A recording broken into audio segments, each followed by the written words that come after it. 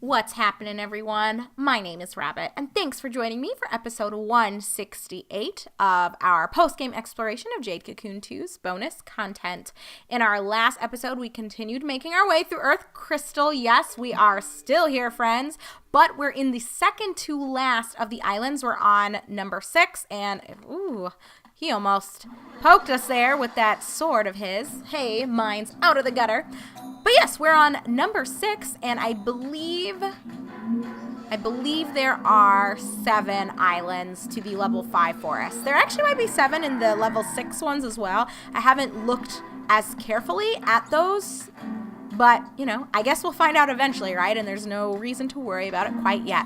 So I am incredibly surprised by how accidentally successful this team has ended up being thus far. We haven't run into too much trouble, and it's been nice to find the shopkeepers because as we've been sort of adding to our backpacks some of the nicer gems, we've been able to immediately sell those and occasionally buy some items that can support us through this raggedy ass team that we've got in tow. So things are actually working out, and I think for me to have taken such a risk with my lineup, this was the place to do it.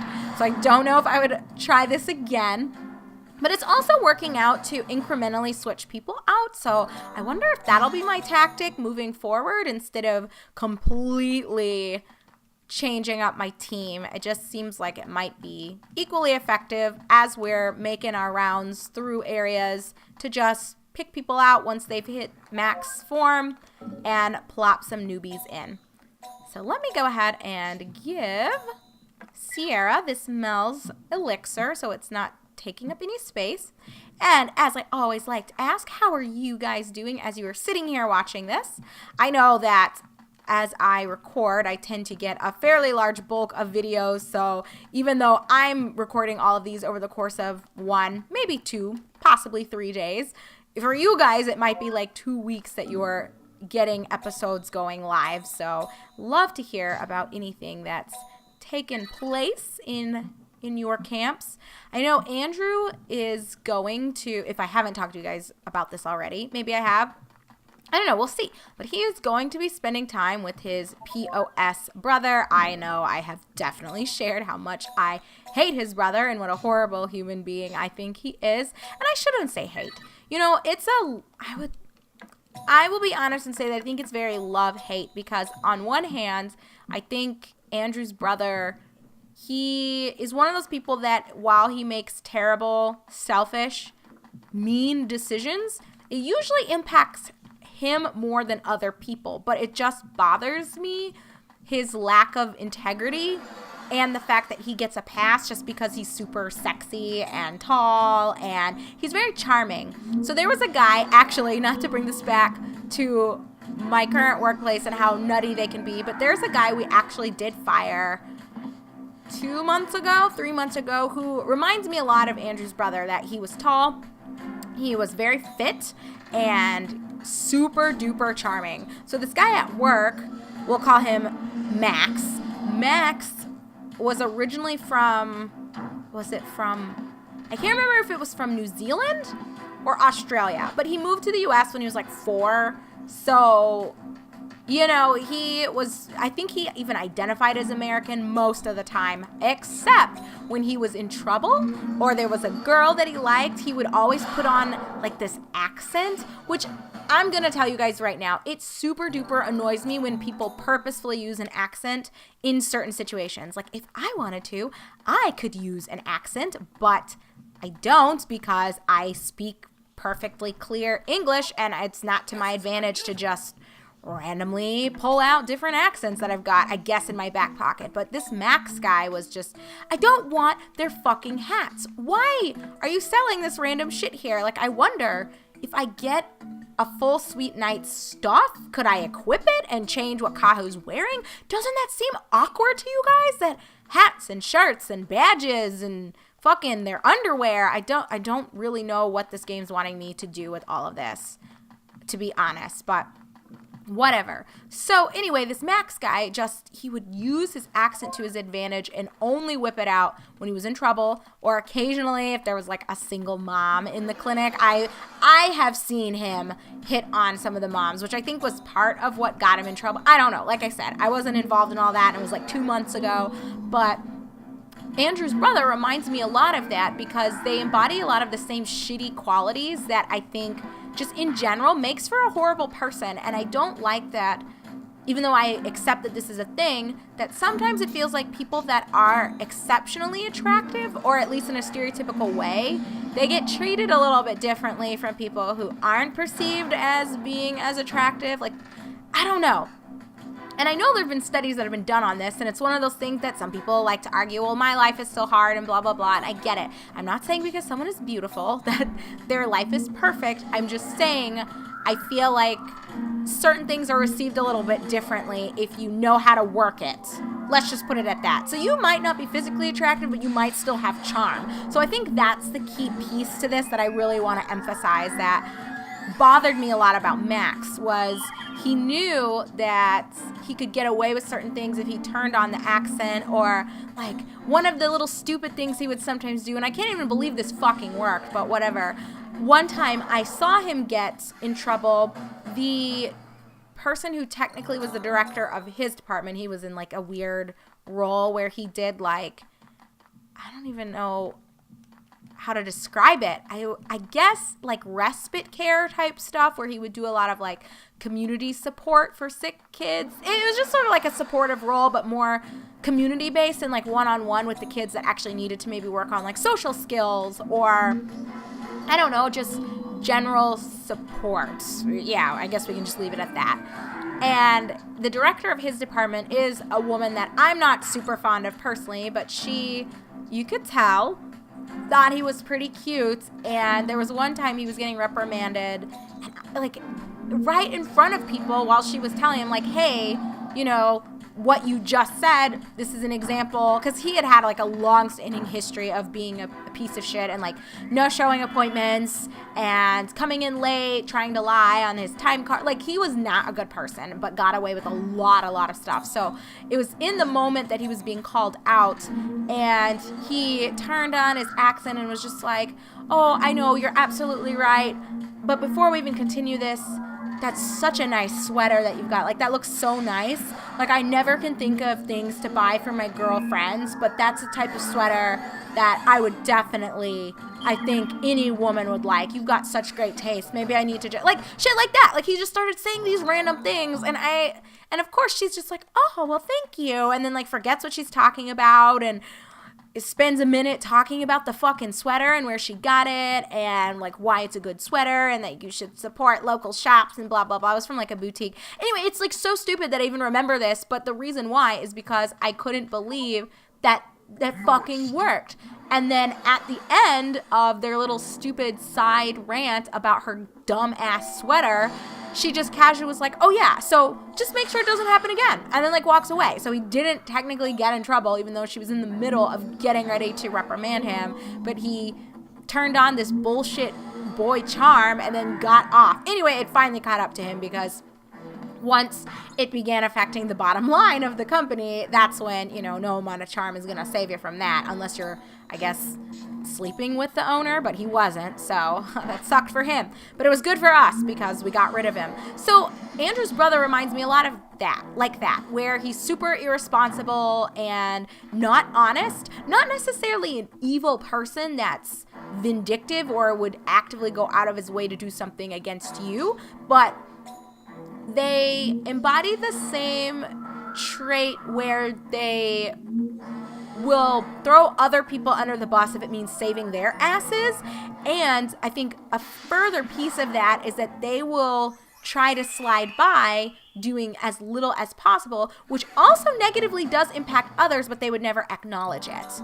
And it's just, they're just crummy people. And I think for Andrew's brother in particular, I know I've shared that he's just very superficial and he's passively encouraged Andrew to do not moral and not safe things. I just think he's a very bad influence.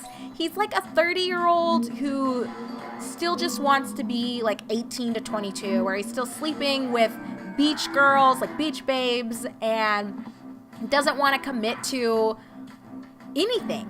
Like, I think he's right now doing like wine sales, which, you know, with commission, and if you're living in a nice place like Florida, it's a decent job.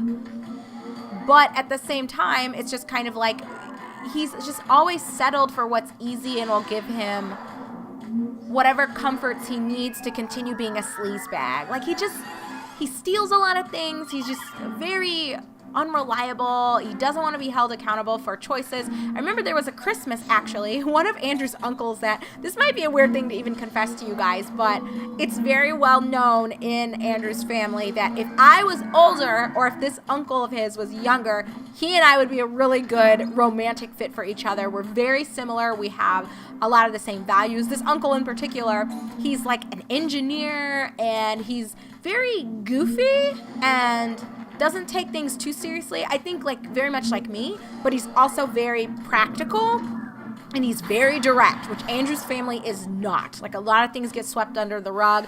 Even things like there was an aunt of theirs that for years had been sexually abused and beaten, and nobody talked about it, even though it resulted in the daughter disappearing for like 20 fucking years, and nobody talked about it. Like, the girl just showed up after 20 years, and Hello, how's it going? of course, oh God, let's see what they have to say. Yeah, I figured it was going to be the same thing we've seen before. But anyway, yeah, like, and of course, everyone's like, this bitch is back, and no one has seen her. She was like 16 the last time we saw her. Now she's in her mid-30s. Like, what's going on? And I'm the one that's kind of like, so is no one going to ask her where she's been for 2 decades? But that's Andrew's family, which, again, maybe not necessarily a bad thing, but it's just kind of awkward sometimes how much they want to avoid just addressing issues.